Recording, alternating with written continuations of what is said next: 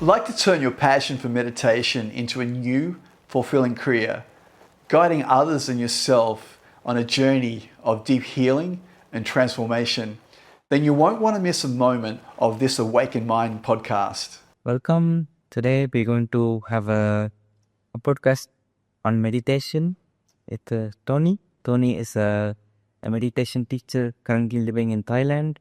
So, Tony, thank you for coming today. It's really good to have you here. Thank you for having me. So, Tony, can you share how you start your first discovery into yoga and meditation? Yeah, well, my story is very different to yours. If you haven't watched the other podcasts that we did together, Arvind started practicing meditation when he was 8 years old with his father, and his father was deep into spirituality and meditation. So for me, my journey was very, very different. My upbringing was more playing sport. I used to play rugby league, if you're familiar with that sport. So totally different. What happened was, I was in my 40s. I was staying at a backpackers in Byron Bay, Australia. It's a very beautiful beach and a very beautiful community. And I just sort of signed with yoga on the sign. And I know many people go to meditation and yoga to heal and to heal themselves. But I was just curious, what is yoga? I didn't even know anything about it, nothing about yoga meditation.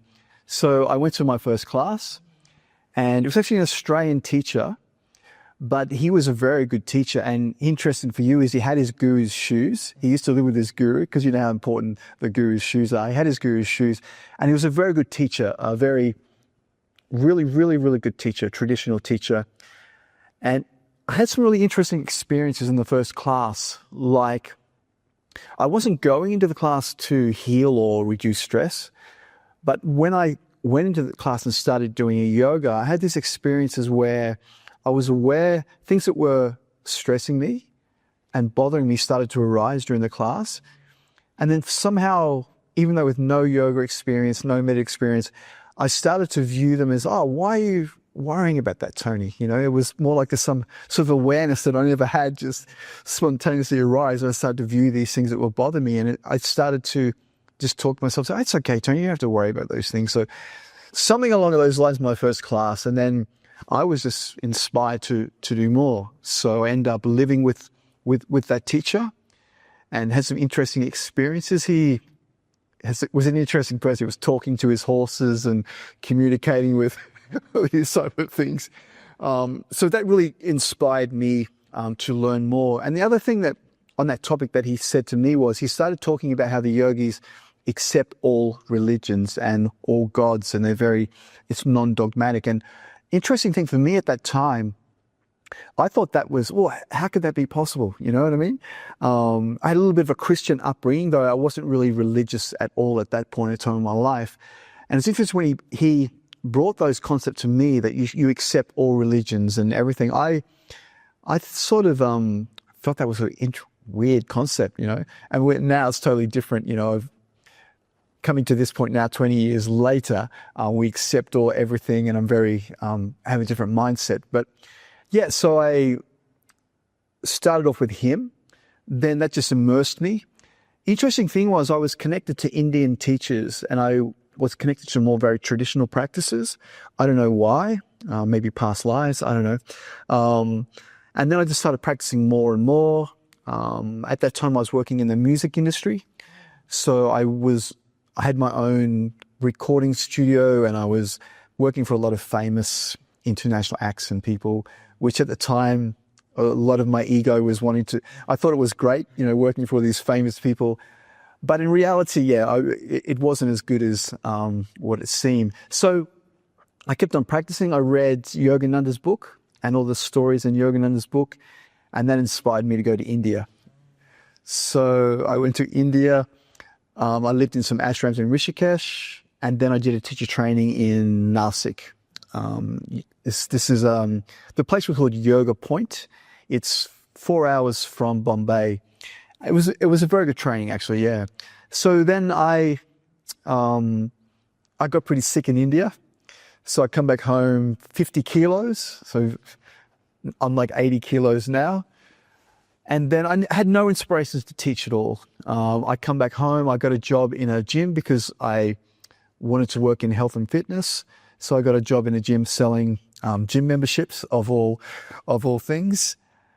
And I actually become very good at that because I believed in health and wellness.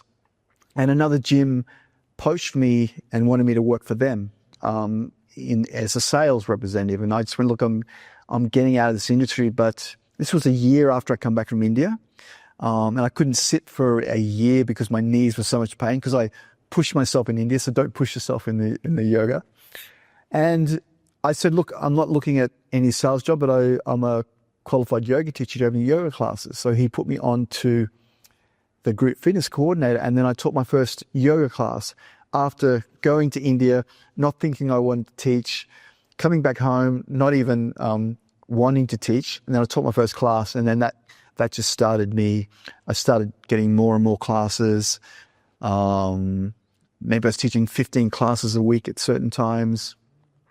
And that was an amazing experience.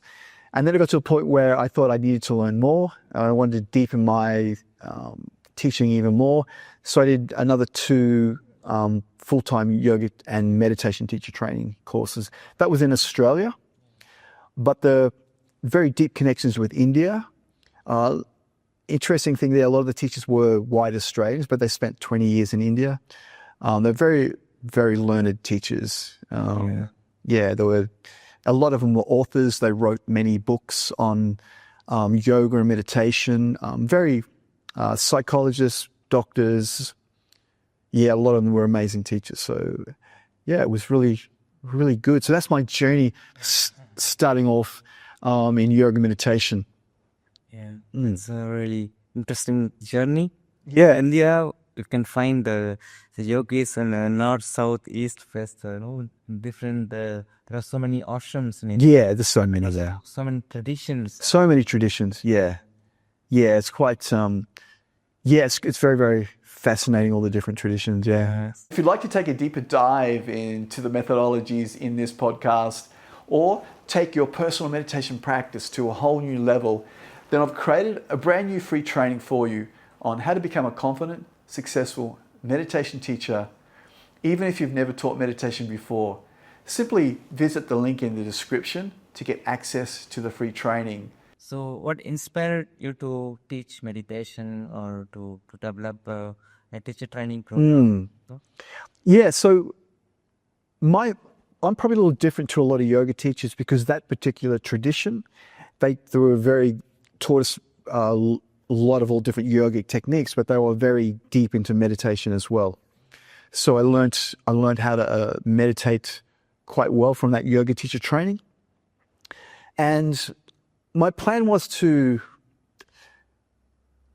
I come to a point and I thought there were so many yoga teacher trainings, but very little really authentic meditation teacher where they go very deep into the techniques and that. So I thought, and that was a need for many yoga teachers because as a yoga teacher, it's a little bit out of the context to go deep into meditation because there's so many different concepts and things like that. So most yoga teachers, including myself in the beginning, they only just touch on meditation a little bit. So I felt a need to teach meditation and the techniques that I learned. So that was the inspiration. And on that topic, the other reason why was because I was trading time for money. I was running around town, teaching many classes. I was struggling financially. I had to work another job, 40, 60 hours on top of teaching the classes just to pay the rent. So I wanted to create a course that was designed for yoga teachers like myself and taught them how to create their own products, services, how to conduct their own workshops, and how to become an author, write a book, so they can enhance their income and make a decent living teaching, because we're all passionate. There's so many yoga teachers in the world, and meditation teachers.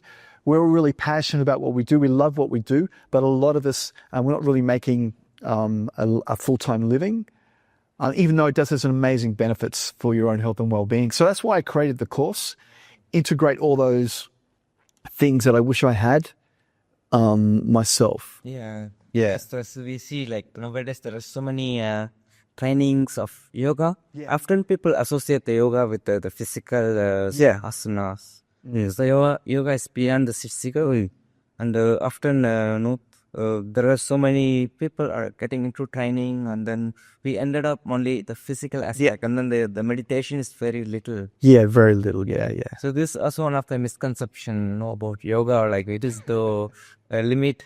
Just we stop only in the physical. We make our two headstand, a back bend. We stop there. But the goal of yoga is to go beyond the physical. Yeah. Go into different states to realize. Yeah, and the physical component is important, especially if you practice in a way that conditions your body to be able to sit in meditation. But there's so much more. We just spoke about the many Buddhist techniques in another podcast, so I highly recommend that you watch that as well. But these amazing practices that have come from the Indian subcontinent encompass so many different techniques, so many powerful techniques. I would say it's probably, from my experience, is the most powerful healing modality in the world if you integrate all those different concepts with the yoga and the meditation and all the different types of yoga. We can also heal all our different chakras, and there's many ways that we can heal our body: the pranayama, the bandhas, the mudras, the yoga, and then all the myriad of different philosophical ideas and concepts that you can integrate that's designed for your unique needs. Amazing. Yeah. Yes. So you are having this training. What are the key benefit of the meditation training? Not only for the student, but also what the teacher will benefit from this training. Yeah, so let's start with the benefits for yourself.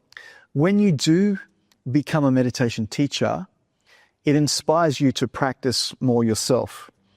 So this is a thing that's very, very powerful. So many people think they can't develop a meditation practice, but by becoming a teacher, I'm sure you know this yourself, if you're sitting in front of people, it inspires you to practice more. It also inspires you to learn more. So this deepens your knowledge yourself.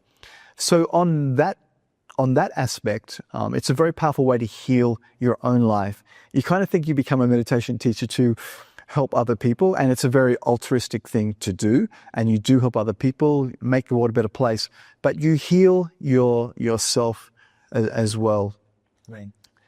And I think you were asking about how my meditation teacher training is different as well. Yeah. So when I formulated the training, I did a lot of research on all the things that I think a meditation teacher or a coach or a therapist or a healer would need to become I like to use the term a world-class meditation teacher. So I integrated, it's more of a holistic healing system where we work on the physical body, the mental body, and the spiritual body, because everything is connected. So what I did was, Arvind, I modeled the Taittiriya Upanishad and the second chapter, the Anandavali. It has the Panchakosha model. Yes. So we'll go a little deeper into that. So this is an amazing text, scribed 600 BCE. It's actually predated the Buddha and Patanjali. And within this text, in the second chapter, it elucidates a model for us to transcend and transform and to evolve as a human being from the physical dimension to the more higher realms. We're going into the yogic mystical realms now, a little bit different to the Buddhism. There's a little bit of that in Buddhism as well.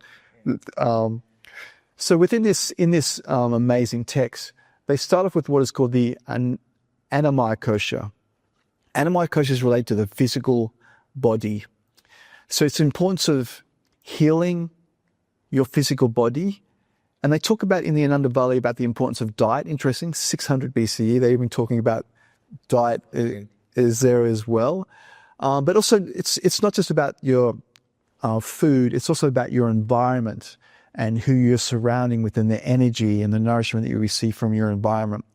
So what I did was I incorporated into that physical dimension many techniques from Hatha Yoga and the Patanjali Yoga Sutras to help prepare our body to sit for meditation. because many people are challenged with seated. That's the biggest problem. On top of I can't manage my mind and all those other concepts, they find it very hard to sit. Yeah, so that's the Anamaya kosha. And on that topic, within if we go back to ancient times in India, many of the Indians and the Thais and the Asians, they all sit and cook their food, and that's how they live their life. They sit, eating their food, preparing their food. You see in India, the ladies, they're all seated down. There was a funny thing on TikTok I saw where the white guy's going to his Thai wife, "Why are you sitting on the floor cutting up the food?" So my point on that is that in these India and Asia, people are used to seated. But in the West, we're not used. We're sitting in chairs. So it's very, very difficult for people to sit and practice meditation. So that's why I've introduced many asanas specifically to help people to sit and condition their body to sit. So it's very, very powerful. And then if your body is unstable, it affects the mind, as you know. Yeah. So that is the first kosha. The next kosha is a pranamaya kosha. So that's related to our energetic body. And there's parallels in Buddhism as well, different views. So I've introduced many pranayama techniques, classical pranayama techniques in a progressive way that help you to go into deep meditative states. And then the other thing what I did was within the course was the next stage of this Panchakosha model is the Manamaya kosha. The Manamaya kosha. That's related to primarily our mental and emotional dimension of our human experience.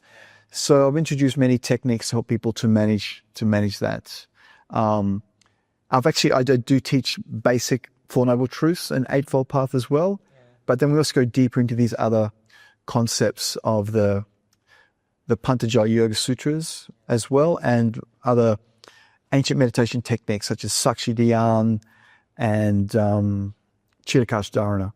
Oh, very interesting. Yeah, to cleanse and purify the subconscious mind, and also to start to transition into the more higher levels of buddhi, into the starting to transition into the Vijnanamaya kosha. So the Vijnanamaya kosha is related to our individual consciousness and our soul and our wisdom, the high levels of wisdom. And we were talking in the other podcast about similar parallels within Buddhism, with Panna and wisdom, So techniques to help you to elevate into that. And then there's also a little bit on the Anandamaya kosha, the bliss kosha, if you're that inclined, to help you to transcend into these and your connection with your faith in your higher reality, which is quite interesting for myself, coming from a very sort of spiritual background. I used to play rugby league and things like that. And my neighborhood is really I won't go into where I grew up, but it was pretty dangerous, A lot of people got into a lot of trouble and were locked up in jails and things like that. But I never got into trouble like that. But so for me, that's very interesting, because the more yoga and the more meditation you do, you have these experiences that people talk about. And it's not like I was going there to experience these high evolved states of consciousness or a connection with the higher reality. But when you do regular practices and you follow these processes that we've been talking about, you go into these amazing states. It's very, very powerful.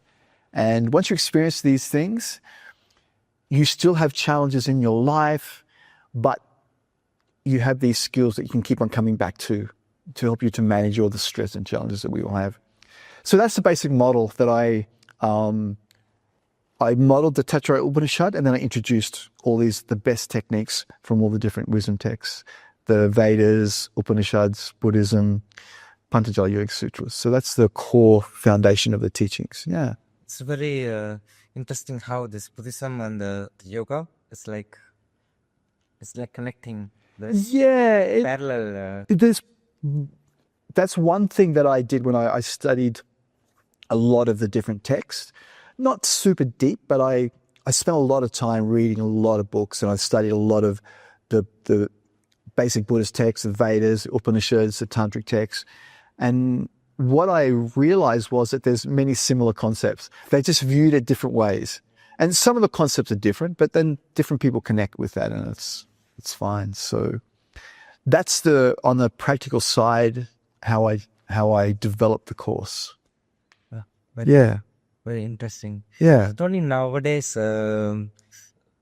many people have stress, including me, stress or anxiety. Yeah. But how do we deal with that through meditation? Yeah. So we can definitely deal with that through meditation, and I will touch on that in a second. But I think it's very important that we work on our physical body as well. This is the Anamaya Kosha. When we practice a lot of yoga asanas, or even any fitness, it can be swimming or whatever your sport is. But let's talk about the yoga asanas. What we do is we can prepare our bodies to sit. We can heal the emotional charge of these experiences that we have as well. And yoga is a great way to prepare you to sit in meditation more comfortably. So I would recommend, to manage that stress and worry, you also work on your physical body. If you are someone who does worry, and if you have time, you can do yoga asanas before you sit. And then the more yoga asanas you do, the more you'll find you'll be able to sit with more ease. You'll become healthier, happier. And then we start to introduce various concepts depending on your needs. We can introduce these Buddhist concepts of the Four Noble Truths to better manage your stress or worry. We can introduce these concepts of transcending into meditative states where we develop the ability to witness and understand the mind, exactly like we were talking about in the Buddhist context, but it's done in a very different way. In the Patanjali Yoga Sutras, they talk about pratyahara. It's practiced in a little different concept, the way you were talking about in the Buddhist text. It's more designed to get you into those very deep, peaceful states where you can come into that state of being, or I like to use it as highly aware states, or you're tuning into your individual consciousness or your soul. So by practicing the asanas and then pratyahara techniques, you naturally internalize, you go out of the fight-flight stress response, and then you come into these deep peaceful states that you were talking about, this state of being. I would use more the concept of a highly aware state, where you become sakshi, or the seer, the witness of your mind, and you just observe and watch from this place. But it's done it's very interesting because it's similar concepts in Buddhism, but it's done in a way where let's say yoga is union with your individual consciousness with the higher consciousness. That's the classical interpretation of yoga, which is synonymous with meditation. So in the classical sense, yoga is meditation. Yeah, it's so on that topic there, for us to come and to experience deep meditative states, yes, on a higher concept level, it's about union. But for us to experience that union, we separate our body from our individual consciousness so we can tap into these states we're talking about. And that is achieved by realizing we saturate our senses on the body. And what we do is we contemplate on that we have a physical body as we're focusing on the breath, the same concept. So what we do is we realize that we have a body, which is our physical body. We have ears and we can hear sounds, but there's something different that is separate to the sounds. It's separate to our physical body. So when we practice these techniques, we tune into this separate entity that is not our body, it's not our mind, it is this pure awareness. And this is where we have these really amazing deep meditative states. And then we can introduce, if you wish, classical analytical meditation techniques. We can practice those concentration meditation techniques, visualization meditation techniques, and all these other concepts. So it's quite fascinating. It's a little different to Buddhism, but there's parallels there. Yeah, so just viewed in a different way. Especially this practice helps to go into a state of equanimity, so where we can really watch what is happening to the body, what is happening to the mind, and then we are having this view. This is happening, the sensation that is happening to the body, Yeah. parts of happening in the mind. We are simply being the observer, listening. Yeah, and it's like the clear view, the concept that you used. I'm using different concepts, but it's very similar, except for it transcends a little different into that. The Buddhists don't talk so much about the individual consciousness and the Atma and the Brahma. Brahma is the ultimate reality, the cosmic energy and things like that. So in Buddhism, they don't really talk about stuff like that, but there are parallels with our Atma, our individual consciousness. So I think the key for meditation is to access your individual consciousness, and this is where we can practice a myriad of techniques, very similar to what we're talking about. We're watching the mind, we're letting the content arise, we're observing it with curiosity, kindness, we're operating from the high levels of wisdom. So that's the Vijnanamaya kosha. So a little bit different, but we're addressing the physical body. We're adding additional yoga asanas. We're also using pranayama techniques to access the subconscious and the superconscious mind as well to help us to get into those states. So that was answering that question. We went off in a little bit of a parallel there, but yeah, so that's that question. Yeah. Very interesting. So I hope you're finding this conversation fascinating and it's really resonating with you. Just as a reminder, if you'd love to explore and take your meditation practice to a whole new level, or perhaps share your passion for meditation by becoming a meditation teacher, I've got something really special for you. I'll put together a brand new free training that breaks down everything that you need to become a confident, certified meditation teacher. So click on the link in the description of the show notes to get access to your free training. There's no charge for it, and I hope you enjoy it. So many students, beginners, struggle with a busy mind, worrying a lot. And how do we deal with that situation of meditation, and also how a teacher guide? Yeah. So I would approach that once again from preparing your body for meditation.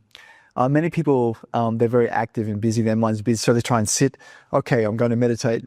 And we spoke about this, about people's minds are very busy, I have to stop my thoughts and still my mind and things like that. So I wouldn't approach it like that at all. I would approach it of making sure you're very comfortable. We're physically comfortable, because if we're not comfortable, our body affects our mind. And then we prepare our bodies for more deeper meditative states. So once again, there's similar concepts in Buddhism. We practice these pratyahara techniques that are very deep. These pratyahara techniques are a little bit different to Patanjali Yoga Sutras. They're more concept from tantric practices, from tantric texts, and yoga nidra, which is an amazing, powerful practice. So we start by settling the body. We can do body scans of our body posture, or we can do scans of individual body parts. So they go very deep into, depending on how much time you have, you could be aware of every toe, your feet, your legs, different parts of the legs, abdomen, the chest, the back, the arms, the eyes, the face. And the more that you concentrate on those, the more you start to go deeper in, and this facilitates more deeper meditative experiences. Then we furthermore prepare the body for meditation by observing sounds. So we don't connect with the sounds, we just watch the sound and just move from sound to sound. We be aware of the emotions of the body. Once again, if you have a lot of time, you go through all the components. You have a short period of time, you just body scans and breath awareness. And then furthermore, we do the same thing with our thoughts. So once again, similar concepts in Buddhism. We're observing the mind, and we're starting off by concentrating our body on our senses, and then we just go deeper. We relax more. We're not trying to force the mind as well. We're just watching, observing the breath. Then it relaxes you even more. We're just observing the thoughts. And then we aim to practice that process where we separate the body from the mind to tap into this state that you were talking about. And that is done by, if you focus on your breath and then you realize that your breath is part of your physical body, so you concentrate on that. I am breathing, and I have a physical body, but it's separate to the breath. The breath is a separate entity. The prana is coming in, so you observe that. And then you start to witness and realize that there's something else. What is observing the breath? So it's a separate entity. And this separate entity is your higher self or your soul or these higher states that we get into Buddhism. And this is where we watch the mind. And this has become very powerful because your mind, you're operating from your higher self or your more evolved brain as well. You could view it from that. And this is where it's very easy to understand the mind. We're in a calm, peaceful state. We're watching, observing, exactly like you were talking about in your Buddhist texts. And it's very, very powerful. In this state, you start to purify and cleanse your subconscious mind.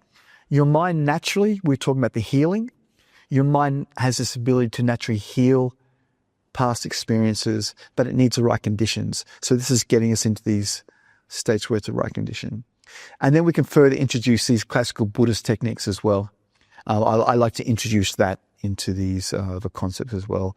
And furthermore, visualization, meditation techniques, and sankalpas. Sankalpas is the other practice from the Rig Veda, which we might go into a little deeper in a little further, but that's another very powerful. So just to recap there, we are preparing the body for these meditative experiences, and then we introduce these other analytical, concentration-based meditation techniques. So that's the framework on how to reduce worry. Your mind will naturally give the mind freedom. We spoke about this Indian prince and the horse, how we gave the trainer gave the mind freedom and it slowly become calm and under control. And then we manage the stress and the worry with various yogic techniques or Four Noble Truths. Yeah. And how we can implement all the various technique in our daily life, also in our So how students learn various techniques like visualization or concentration. Yeah, so I think it's very important to have a teacher. So this can be done with a retreat, or you can do an official meditation teacher training.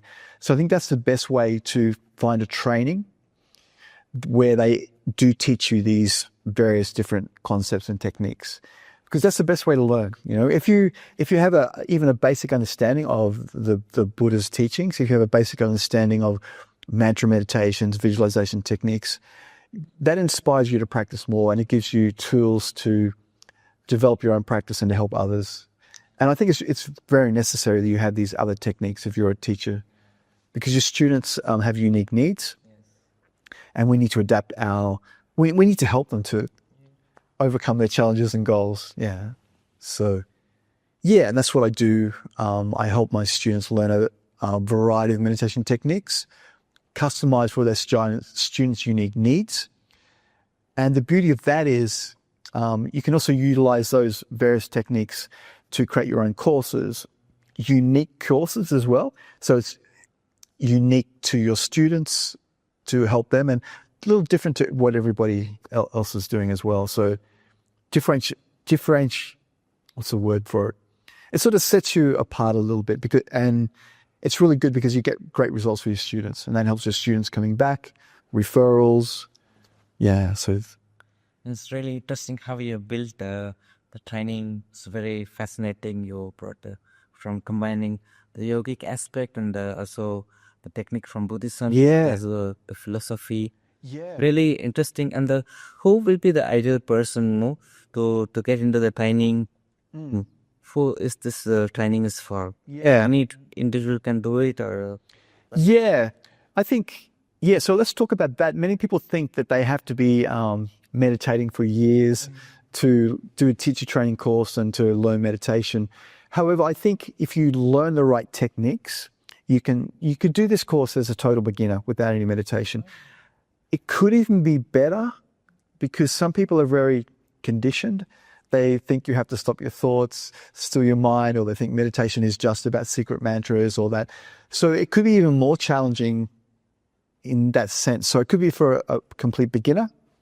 It could be somebody who's a coach and they want to introduce meditation into their coaching.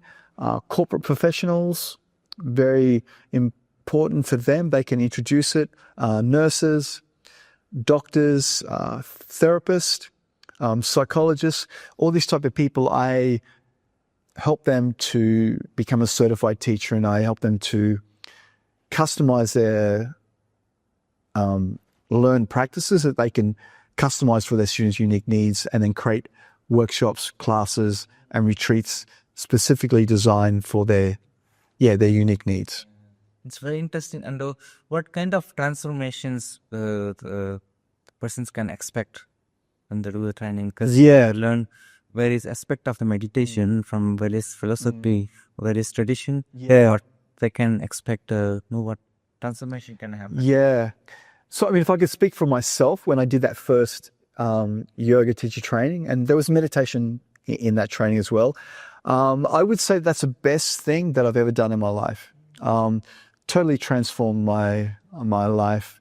Probably before that, I was probably not very healthy, drinking way too much, probably living a very radical lifestyle.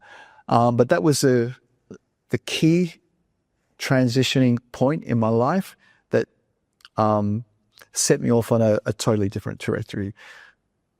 I probably would not be here now if I hadn't done that yoga meditation course. So I spoke about my personal transformation.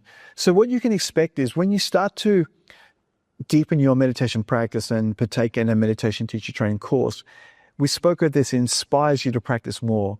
So just on a personal level, you become healthier, you become happier, you managing your life and your relationships a lot better because you have these tools.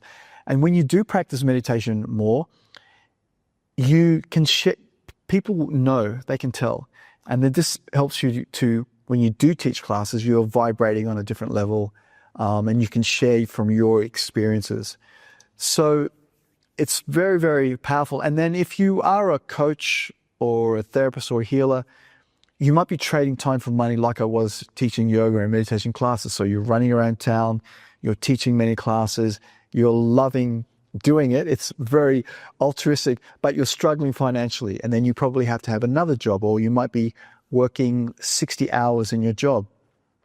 So what I teach them to do is, first, I teach them how to write a book. And the beauty of the book is that you start to become an authority in your field when you have a book, even if it's just a PDF.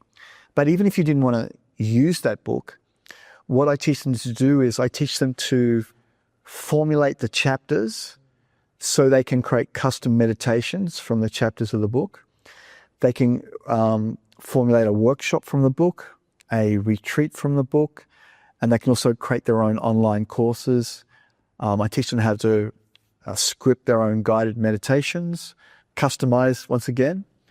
So this can be very transformational. Once you have your own courses and products and services, then you can slowly start to market them. And then this is very, very powerful over time. The assets, it's like having an asset. So it grows with time, and then you can keep on offering them. And you can just stay in your job and just complement your existing job, or you might even want to transition out of your job into a new career. So I teach them to create the products and assets that help them to do that. Amazing, because it's also helps ourselves first. So can transform our life, we can see things clearly. Yeah.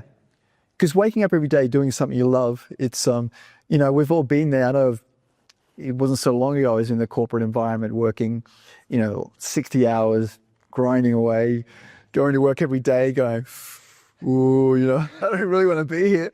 But the thing is, okay, on that topic as well, is when you have these tools, it helps you to manage these really stressful environments, because I've worked in a lot of crazy stressful environments, and I've had to use every tool, like, they're very, very, very, very challenging environments. So, helping you to have those assets and tools to start to grow and scale your own business is very, very powerful. And then transition full-time if you wish to do that. I provide you with all the tools and techniques. And at the end of the training, you'll be an author. You'll have outlines for your own workshops and retreats. And you also have courses outlined, designed for your own unique needs. So, that's some of the transformation, It's amazing. What are the biggest obstacle of people investing in training? Because there are so many trainings these days, and so now people are like so distracted. Like which training have to? Yeah. Yeah, it can seem initially like it's a big outlay, but if you compare it to a college or university degree, it's very limited. So let's just say, for example, if the course was like my course is between $3,000 to $5,000. So many people think that is an initial big investment. But if you were to look back from my first course that I did in India up to now, I've taught regular classes for many years. And not only has that had a very powerful effect on my own life, I've got that money back 100 times X than what I did originally paying for the original course. So many people think that it might sound like it's a financial challenge, but I actually train my students to get their money back within a few months, and we'll go into that in a little bit. I think the other thing is that misconception that you have to be practicing meditation for many years. I think you don't have to be that, because I will teach you from the ground up how to meditate and incorporate all these beautiful techniques that will equip you with the tools to really meditate with more ease and to manage your mind and have the skills. So I hope you're finding this conversation fascinating and it's really resonating with you. Just as a reminder, if you'd love to explore and take your meditation practice to a whole new level, or perhaps share your passion for meditation by becoming a meditation teacher, I've got something really special for you. I'll put together a brand new free training that breaks down everything that you need to become a confident, certified meditation teacher. So click on the link in the description of the show notes to get access to your free training. There's no charge for it, and I hope you enjoy it. Yeah, so the other question is, you might ask, well, what's the best way to get how can I get my money back? What's the quickest way to get your money back for a yoga or a meditation teacher training course like my own? Well, what I do is I teach my students the best way, which I've done myself, to get your intuition fees back within a few months. It's actually achievable. Is you formulate your own workshop. This is done from the book. So if you formulate a workshop, it only needs to be a four night, 1 hour class. I generally go a little longer because I love teaching and I go on. So let's just say a minimum of an hour to 90 minutes. So if you become accredited, so you have accreditation, you have a book, and then you formulate a workshop. And then the best way to get your money back is to approach the yoga studios. There's a very big need for meditation teachers. Yoga teachers, not so much, because it's so saturated and there's so many, so there's a lot more competition. But most yoga studios, once again, the yoga teachers are not taught meditation, only a little bit in most cases. So if you approach the yoga studio and you say, look, I'm a qualified meditation teacher, I'm an author, I'd love to run some meditation workshops with your studio. Is that something you're interested in? And generally they're interested because they need content, they need different classes, and they need meditation. Yeah, teachers. So the way that normally works is you do a cut with the studio. And by the way, you don't have to have a big list. You could have zero list, because you're building upon the yoga teachers, the studio's database. So this is how you can start off without any list. So you approach the yoga studio and you talk about the workshop. You've got a plan, you have a little manual, and then generally they will be interested in that. So we can charge for a basic workshop about $150 for a four-night course. It's called a 4-week course. And generally, like if you were to get 10 students, then we have, it's $1,500. And you generally do a split, 70, 30, or sometimes it's 35, 65. So then let's just work off 33% to round it off. So then that's $1,000 if you were to get 10 students. So if it was a big studio and you could get 20 students, that would be $2,000 from one workshop. And then if you're in Europe or America, there might be multiple yoga studios. So you could run the same course. You could just drive for an hour, or normally you'd go to different towns. So you could pretty much, you could get your intuition fees back within a couple of workshops pretty easy. 10, 20 people, yeah. And also in your training, how you are also giving insights on how you can take it as a business or how you can promote. You are also giving that insight in your training, right? Yeah, that's more an advanced training. But I can definitely share that with my students because we do regular one-on-one coaching. But learning all the techniques and then learning how to teach one-on-ones, learning how to formulate your classes, creating your own courses, that's quite comprehensive within that context. But yeah, I do offer that, but that's more of an additional thing. But I can definitely help my students with that. It's not, yeah. And there are so many apps and so many various meditation workshops and retreats. But how different your training is from? Yeah, differentiate yourself. Yeah, so I think the training is different because, as we spoke about, I modeled that concept from the Take Your Eye Upanishad, where we work on the physical dimension, the physical, the mental, the emotional dimensions. And additionally, I teach all those various essential concepts. So the basics of Buddhism, techniques from the Patanjali Yoga Sutras, mantra meditations, concentration, visualization techniques. And it's not a generic training. You can customize all these techniques into suit your needs, whether you're corporate, you might be working in a hospital. I teach you how to create your own classes uniquely designed for your students. And this is how you get students coming back to your classes as well. And you become an authority because you're getting great results and people refer. So that's how it differentiates from the basic modern mindfulness, which is somewhat useful. But when you add in these additional Buddhist techniques that we spoke about, the Four Noble Truths and the Eightfold Path, even just the basic concepts, that's where you can really differentiate yourself and get amazing results for your students. Yeah. Yeah, it's really interesting. Can even a beginner can really learn from the scratch. Yeah. Definitely.